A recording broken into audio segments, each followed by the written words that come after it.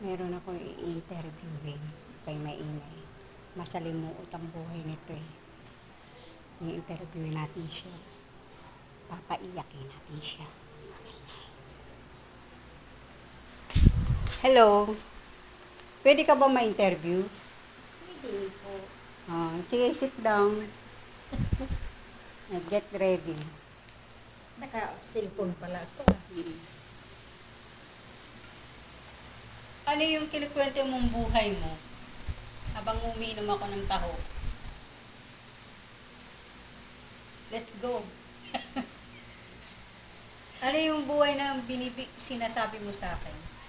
Yung buhay ko simula sa, Doon sa asawa mo? sa asawa ko talaga dati. Kaya ako nagtrabaho. Hindi yun nabigay. Kahit yung may trabaho. Sabi ko magtatrabaho.